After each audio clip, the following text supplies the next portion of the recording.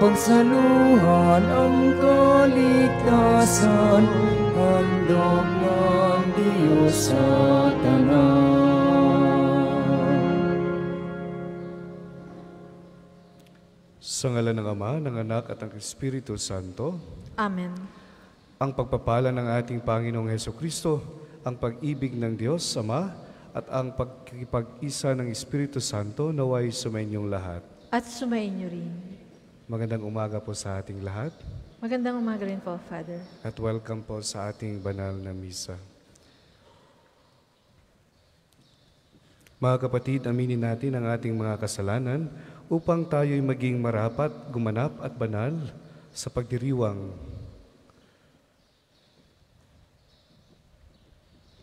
Inaamin ko sa makapangyarihang Diyos at sa inyong mga kapatid na lubha akong nagkasala sa isip, sa salita at sa gawa at sa aking pagkukulang. Kaya isinasamo ko sa mahal na Birheng Maria, sa lahat ng mga anghel at mga banal, at sa inyong mga kapatid na ako'y panalangin sa Panginoong ating Diyos. Kawan tayo ng makapangyarihang Diyos, patawarin tayo sa ating mga kasalanan at patubayan tayo sa buhay na walang hanggan. Amen. Panginoon, kaawaan mo kami. Panginoon, kaawaan mo kami. Kristo, kaawaan mo kami. Kristo, kaawaan mo kami. Panginoon, kaawaan mo kami. Panginoon, kaawaan mo kami.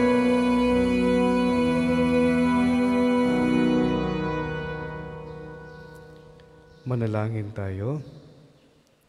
Ama naming makapangyarihan, inaatas mo sa obispong si San Ireneo ang pagpapatatag sa katotohanan ng iyong itinuro at sa masayang pagkakasundo ng iyong simbahan, ipagkaloob mo bilang tugon sa kanyang pagdalangin na kami dinudulutan mo ng pagbabago, bunga ng pananalig at pag-ibig ay maging laging masigasig sa pagpapaunlad ng pagkakaisa at pagkakasundo sa pamamagitan ni Hesukristo kasama ng Espiritu Santo magpa sa walang hanggan. Amen.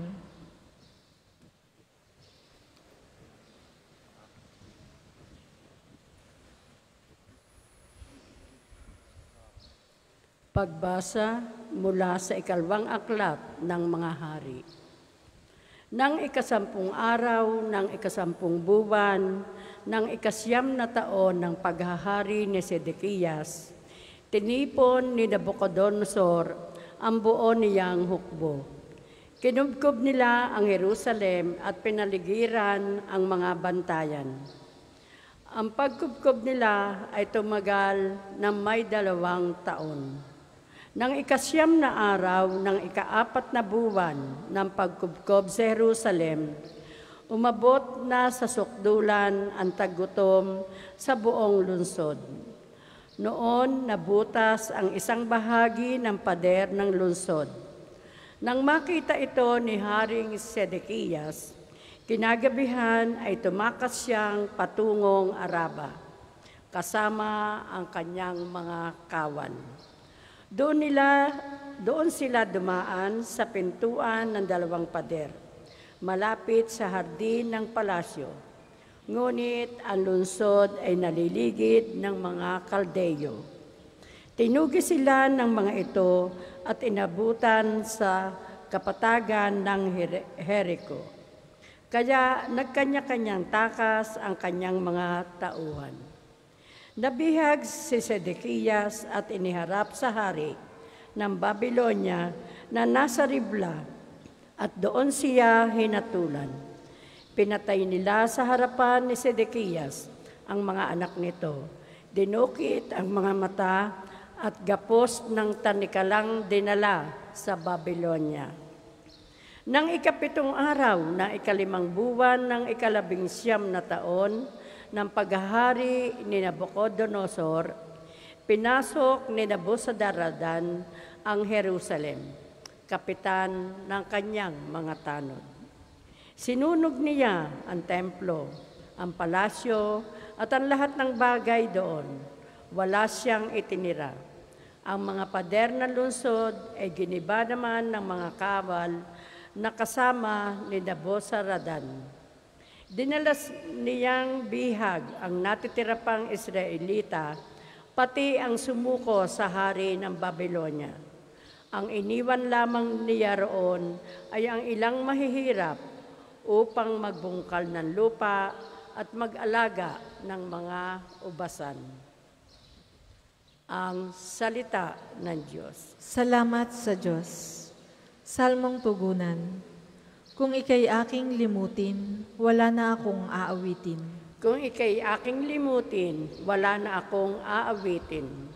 Sa pangpang ng mga ilog nitong bansang Babylonia, kami rooy nakaupong tumatangis sa tuwinang ang iniwan naming Siyon ay aming maalaala sa sanga ng mga kahoy, sa tabi ng ilog nila. Isinabi namin doon, yaong dala naming lira. Kung ika'y aking limutin, wala na akong aawitin. Sa amin ay iniutos, nang sa amin ay lumupig, na aliwin namin sila ng matamis naming tinig. Tungkol sa Siyon, yaong paksa niyong nais nilang awit. Kung ika'y aking limutin, wala na akong aawitin. Paano namin aawitin ang awit ng Panginoon, samantalang bihag kaming nangingibang bayan noon? Ayaw ko nang ang lira, ko'y hawakan pa at tugtugin, kung ang bunga sa pagtugtog, limutin ang Jerusalem. Kung ika'y aking limutin, wala na akong aawitin. Di na ako aawit pa, kung ang lundong sasapitin, sa isip ko talaala, ika'y ganap na limutin. Kung ang kaligayahan mo ay hindi ko hahangarin. Kung ika'y aking limutin, wala na akong aawitin. Magsitayo po ang lahat.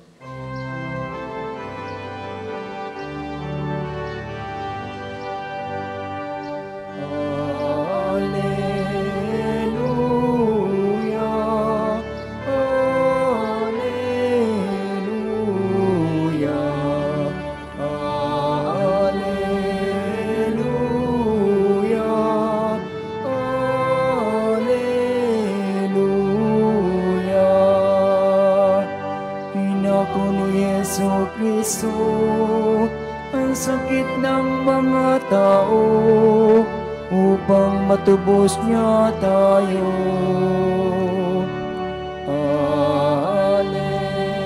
Alleluia, Alleluia,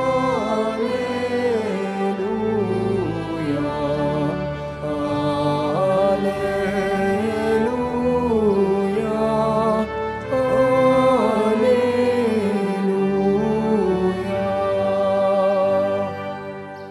Sumainyo ang Panginoon. At sumainyo rin. Ang mabuting balita ng Panginoon ayon kay San Mateo. Papuri sa iyo, Panginoon. Nang makababa si Jesus mula sa bundok, sinundan siya ng napakaraming tao. Lumapit sa kanya ang isang kitongin at lumuhod sa harapan niya. Ginoo, ang wika niya, kung ibig po ninyo, ako'y inyong mapapagaling. Hinipo siya ni Jesus at sinabi, ibig ko, gumaling ka. At pagkadakay, nawala ang kanyang ketong. Huwag mo itong sasabihin kanino man, bili ni Jesus. Pumunta ka't pasuri sa saserdote. Pagkatapos, maghandog ka ng haing inuutos ni Moises bilang patotoo sa mga tao na magaling ka na. Mga kapatid, ang mabuting balita ng Panginoon. Pinupuri ka namin, Panginoong Hesukristo. Magandang umaga po sa ating lahat. Magandang umaga rin po, Father. What are the things in our lives na nais nating alisin ng Diyos sa atin? Are we willing to sacrifice and abandon ourselves to God? Or are we rely or to entrust everything to God, especially all our weaknesses? Sa ating ebanghelyo, nakatagpo tayo ng isang makapangyarihang salaysay na nagpapakita ng walang hanggan habag ng Diyos na Jesus at ang nakapagpababagong kapangyarihan ng pananampalataya. Panginoon, kung ibig mo, maaari mo akong linisin. Wika ng Kitongin. Ang maikli, ngunit malalim na pakikipag-ugnayan ni Jesus at ng Kitongin ay nag-alok ng malalim na mga aral para sa ating espiritual na paglalakbay. Ang paglapit ng Kitongin kay Jesus ay isang gawa ng malalim na katapangan. Noong unang panahon, mga kapatid, umiiwas ang mga tao sa Kitongin or yung mga lepers. Lepers were ostracized, were abandoned, and pinandidirian. Gayunpaman, sa kabila ng stigma at takot na bumabalot sa kalagayan ng Kitongin, naglakas loob siyang lumapit kay Jesus. Ang kanyang kilos ay nagpapakita lamang ng kanyang katapangan, pananampalataya at pagpakumbaba sa sarili. Ang lahat ng ito'y nag-aanyaya sa atin na pagnilayan ng ating sariling buhay. How much of the time we humble ourselves to ask from the help of others, especially from God. This is not only the measure of our courage to face the repercussions, but our humility to ask the help from God. Bakit? Kasi natatakot tayo husgahan. Natatakot tayo na katulad ng Kitongin ay iiwasan tayo ng mga tao. Iiwasan tayo ng mga tao na tinuring nating comfort zones. The imagery of Jesus extending his hand to the leper is that God is always waiting for us to entrust everything to Him without any judgment. Remember, God is faithful to us and to His promise that He will not let us go, most especially when He knows that we are not yet totally healed. At remember, walang hindi kayang abutin ang Diyos sa ngalan ng pag-ibig. Kaya, with open heart, God extending His hands sa taong gustong nais bumalik sa Kanya. Kahit gaano man ito kadami, kahit gaano man ito kalaki at kadumi ang ating mga kasalanan, na siyang nagpapadumi sa harap ng Diyos, ito'y isang patak lamang sa lawak ng kanyang habag at awa na sinlawak ng karagatan. Kaya sa ating pang-araw-araw na buhay, tayo ay tinatawag na tularan ang buhay na ito. Napapaligiran tayo ng maraming mga makasalanang tao na pareho din sa atin. Ngunit, hinahamon tayo na katulad ni Kristo, ipakita natin at ipanama natin sa ibang tao.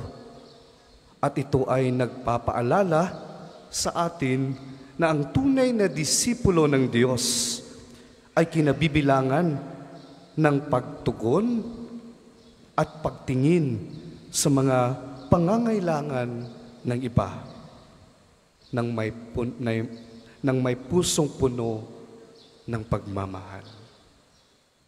Amen.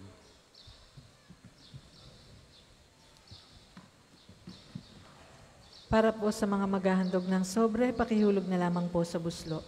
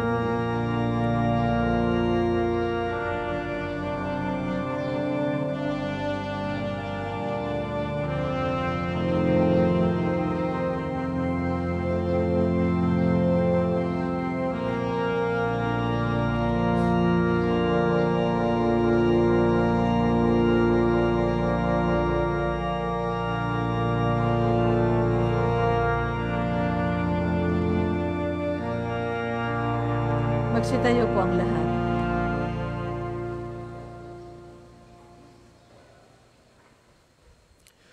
Manalangin kayo mga kapatid upang ang paghahain natin ay kalugdan ng Diyos, Amang makapangyarihan.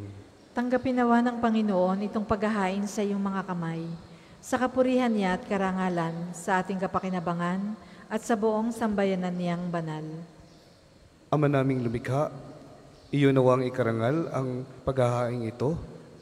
Ngayong ipinagdiriwang ang pagsilang sa langit ni San Ireneo, dulutan nawa kami nito ng pag-ibig sa katotohanan upang mapanghawakan naming buong buo ang pananalig ng simbahan at mapanindigan namin ang kaisahan sa pamamagitan ni Jesucristo kasama ng Espiritu Santo magpasawalang hanggan.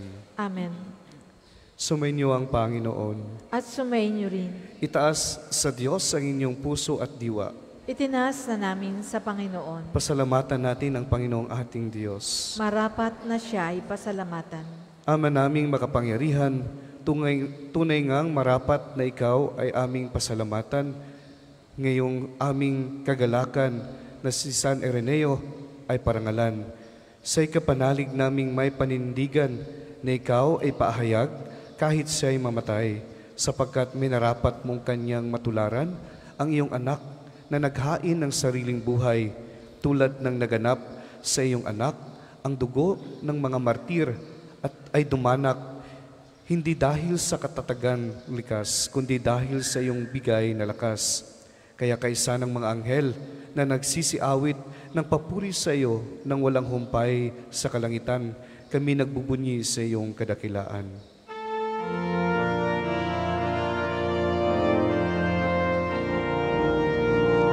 Santo, Santo, Santo, Panginoong Diyos ng mga hukbo, nabubuno ang langit at lupa ng kadakilan mo. Hosana, Hosana, sa kaitaasan, pinagpalang na paririto sa ngalan ng Panginoon. Hosana, Hosana.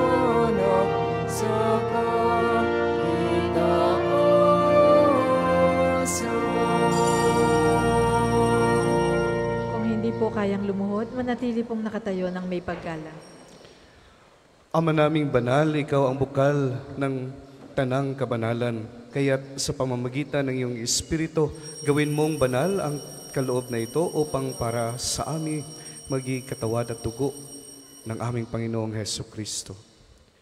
Bago niya pinagtiis ang kusang loob na maging handog, hinawakan niya ang tinapay, pinasalamatan kanya, pinaghati-hati niya iyon, inabot sa kanyang mga alagad at sinabi, "Tanggapin ninyong lahat ito at kanin. Ito ang aking katawan na inahandog para sa inyo."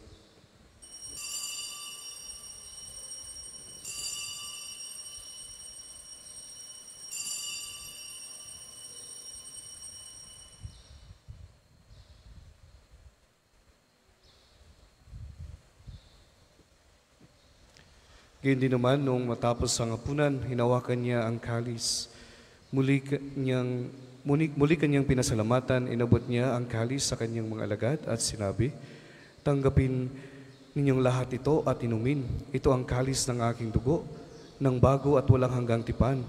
Ang aking dugo na ibubuhos para sa inyo at para sa lahat, sa ikapagpapatawad ng mga kasalanan. Gawin ninyo ito sa pag-aalaala sa akin."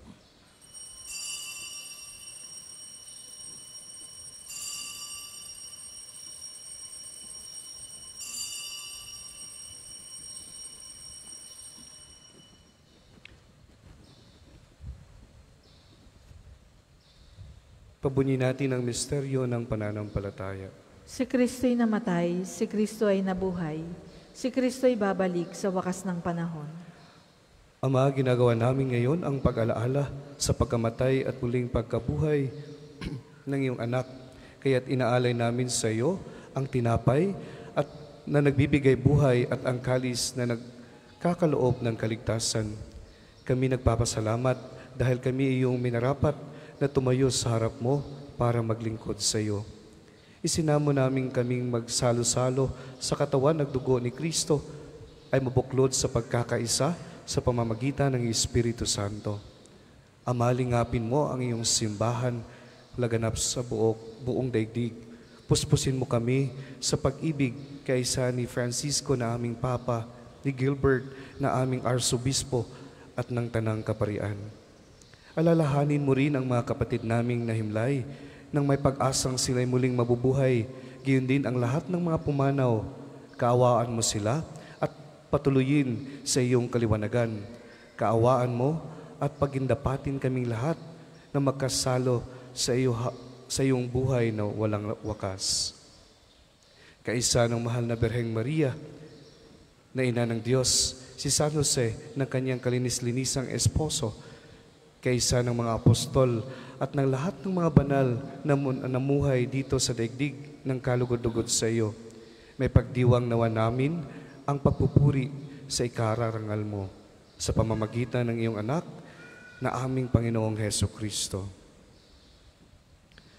Sa pamamagitan ni Kristo kasama niya at sa Kanya, ang lahat ng parangal at papuri ay sa iyo, Diyos Amang makapangyarihan, kasama ng Espiritu Santo, magpasa walang hanggan. Amen, amen, amen.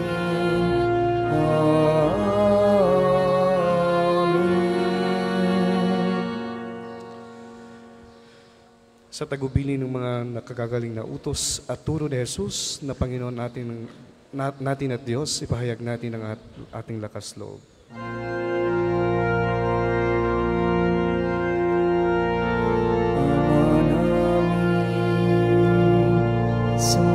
Sa langit ka, sambahin ang ngalan mo, mapasanin ang kaharian mo, sundin ang loob mo, dito sa lupa para ng sa langit. Bigyan mo kami ngayon ang aming kakanin sa araw-araw. At patawarin mo kami sa aming mga sala, para ng pagpapatawad namin sa nagkakasala sa amin. At huwag mo kaming ipahintulot sa tukso, at iadya mo kami sa lahat ng masama.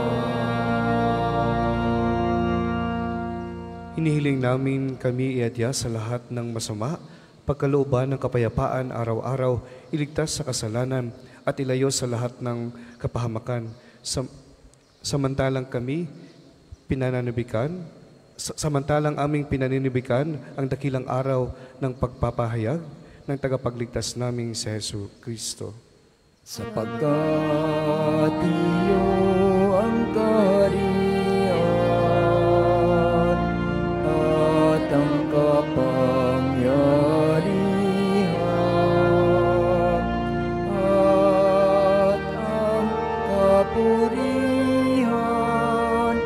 magpakailanman. Amen.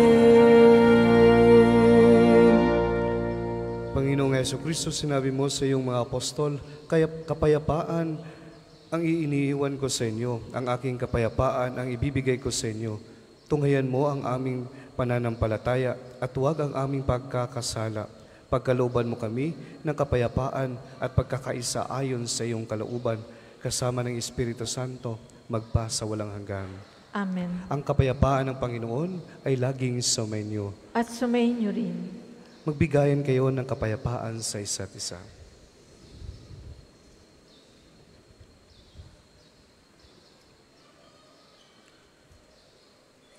Kordero ng Diyos na nag-aalis ng mga kasalanan ng sanlibutan, maawa ka sa amin. Kordero ng Diyos na nag-aalis ng mga kasalanan ng sanlibutan, maawa ka sa amin. Kordero ng Diyos na nag-aalis ng mga kasalanan ng sanlibutan, ipagkaloob mo sa amin ang kapayapaan. Kung hindi po kayang lumuhod, manatili pong nakatayo ng may paggalang.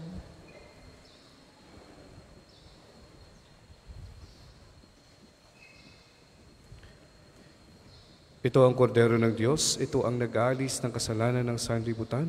Mapalad ang mga inayayahan sa kanyang piging. Panginoon, hindi ako karapat-dapat na magpatuloy sa iyo, ngunit sa isang salita mo lamang ay gagaling na ako.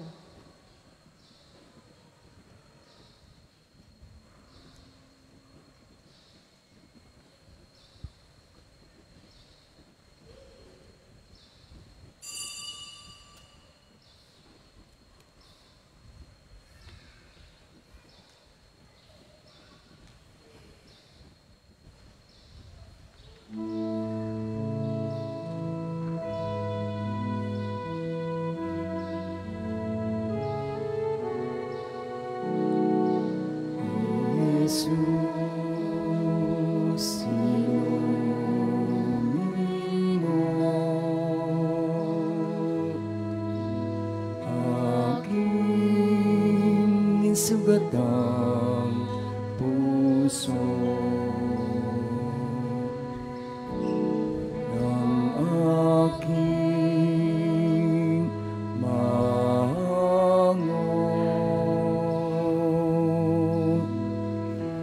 kapwa ko kasing bigo,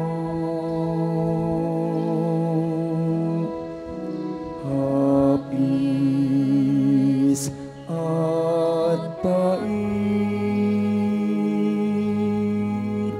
iyong matamisin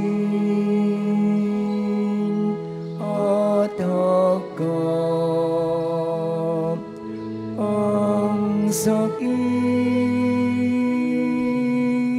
ang magningasang rikit. O Jesus, sinumin mo aking sugatang puso ng aking mahangot. Kapwa ko kasing bigo,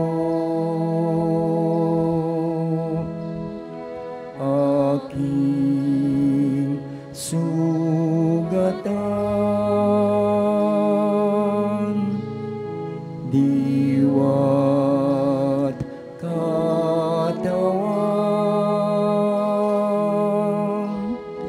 ay gawing daan ng iyong kaligtasan.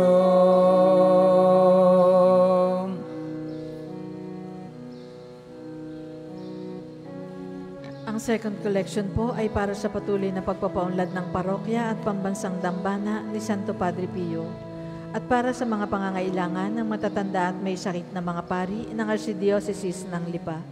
Salamat po sa inyong mga handog.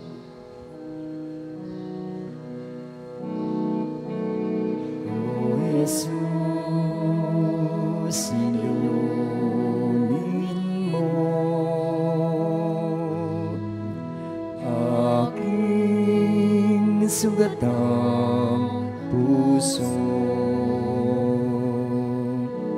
ng aking mahangot. Kapwa ko kasing bigo,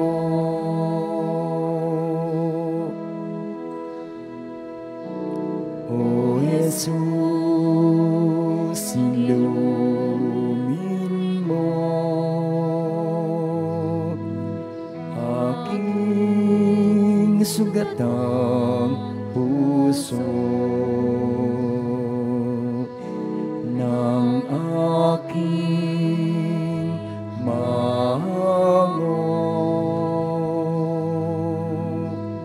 Kapwa ko kasing bigo,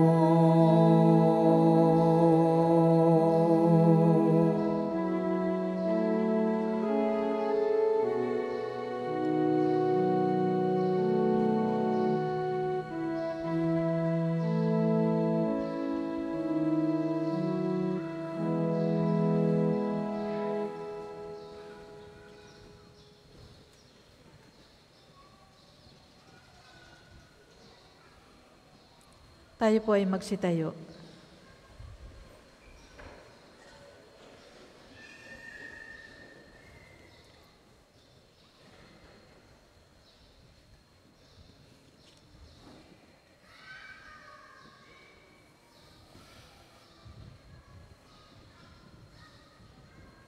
Manalangin tayo. Ama naming mapagmahal, sa aming pagsasalo sa banal na pakikinabang, ipagkaloob mong madagdagan ang aming pananalig na taglay upang ang nagtampok sa obispong si San Ireneo hanggang kamatayan ay aming totohanang masundan sa ikapagpapatawad ng aming mga kasalanan. Iniluluhog namin ito sa pamamagitan ni Jesucristo kasama ng Espiritu Santo magpasa walang hanggang. Amen. Panalangin ng pagtitiwala kay Santo Padre Pio. Tayo pong lahat. Padre Pio, taga Pietrelcina, mongheng banal, pintakasing santo ng milenyong kasalukuyan. Gabay namin sa pagtahak sa landasing makalangit, takbuhan sa pangangailangan, huwaran ng pagtitiis. Sa iyo namin inilalapit aming mga kagipitan. Sa iyo po ibinibilin kalusugan at kabuhayan.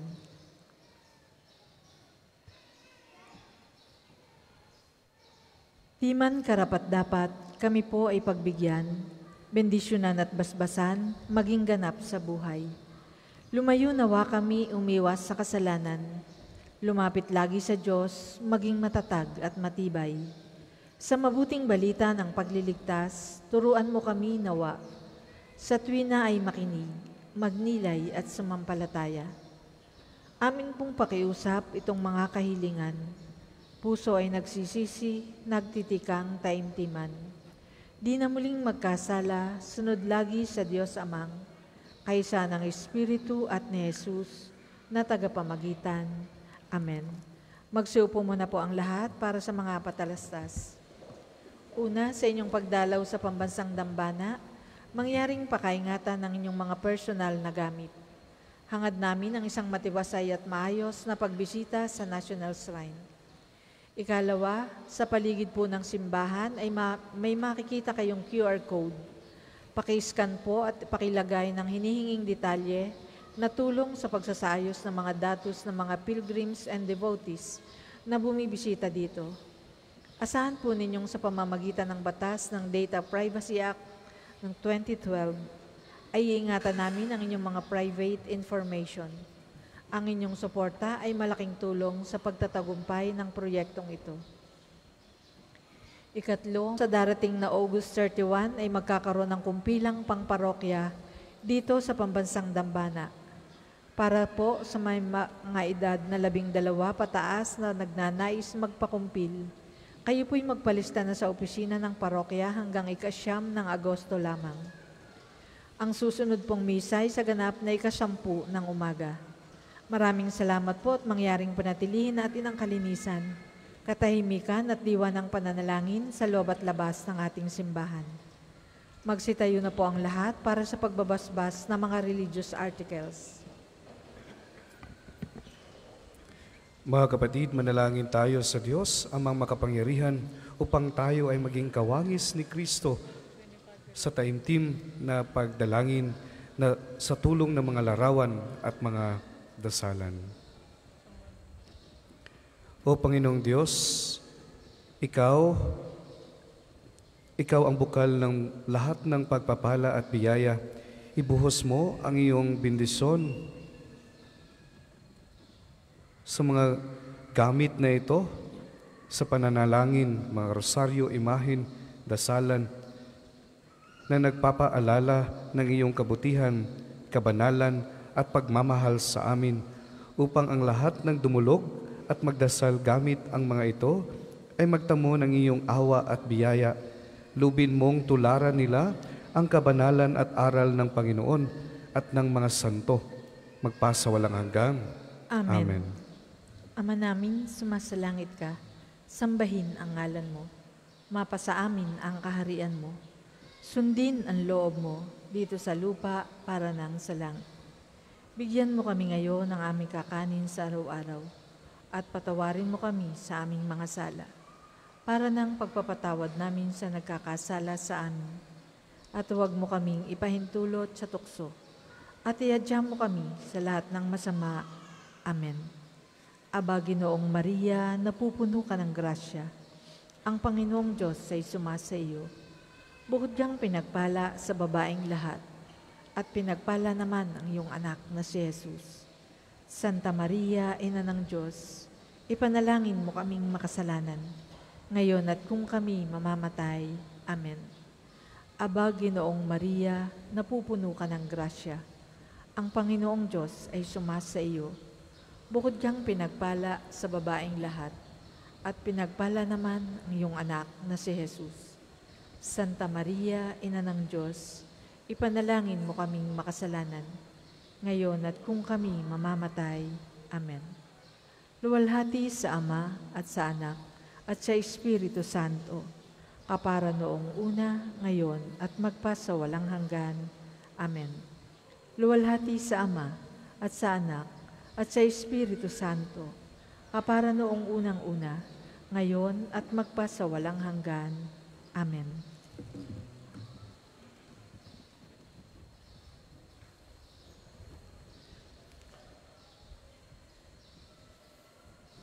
Maraming pong salamat sa pagdalo ninyo dito sa pagdiriwang ng banal na misa.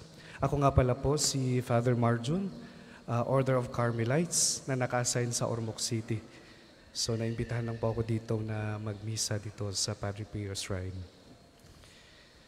Sumainyo ang Panginoon At sumainyo rin. at pagpalain kayo ng makapangyarihang Diyos, Ama at ng Anak at ng Espiritu Santo. Amen. Humayo kayong taglay ang kapayapaan upang ang Panginoon ay mahalin at paglingkuran. Salamat sa Diyos. Good morning, everyone. At ipahayag kanyang pagkaling at habag, isang buhay pag-ibig.